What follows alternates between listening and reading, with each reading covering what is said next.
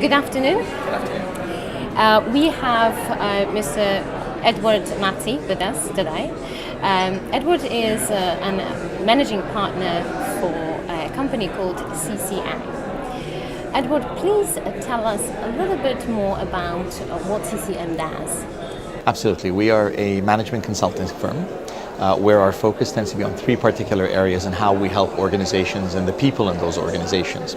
We tend to focus on culture shift within the company. A lot of organizations today are looking for help to create motivated workforces, engaged workforces. They're looking for values that are actually being lived every day, and we try to help them with that area. Another big area that we work on is what we refer to as capability building through people development. At the end of the day, the people in the organization are probably the most important asset that are there, and we need to make sure that we build that capability and make sure that they rise to the occasion in everything that they do. And obviously that's a very big area that we help out in a variety of interventions. What are you mad about? Mad as in being passionate, something that you do in your life or in your organization? Absolutely.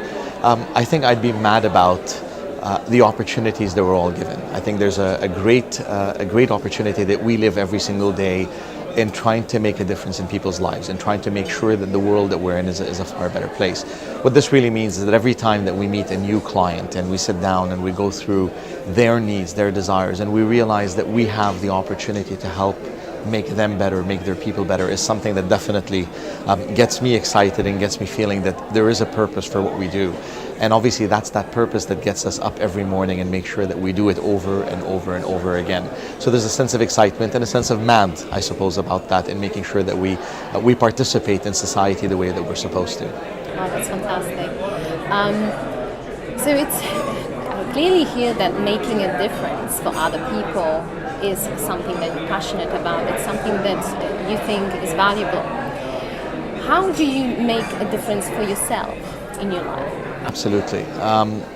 I chose a particular mission statement for the company, which is a mission statement that maybe was more personal than it was corporate, but it's something that made sense.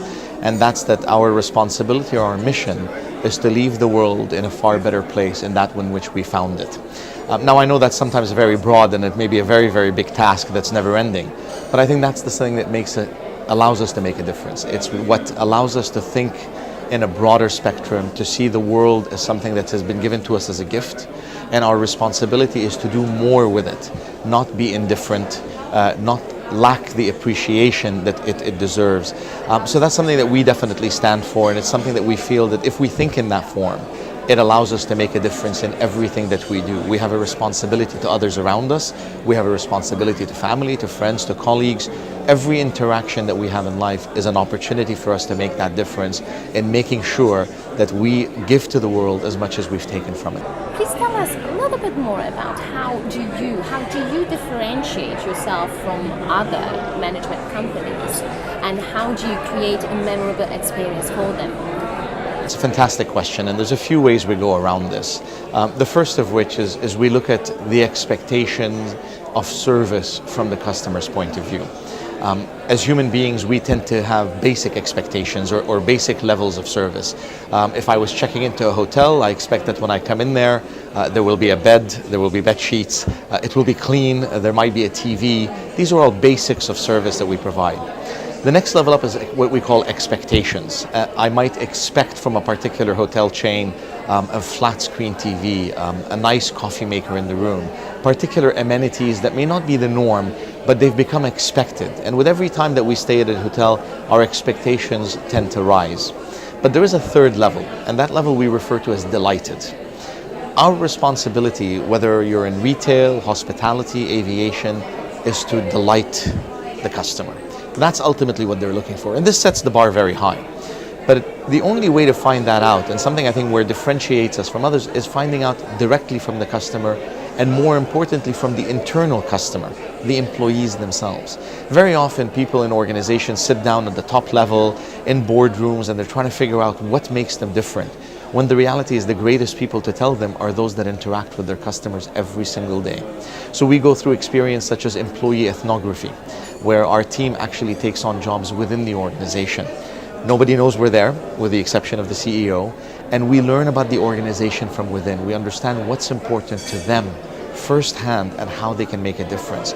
So it really becomes about a culture of service from inside, which allows us to develop a unique customer and a memorable customer experience for their customers in return.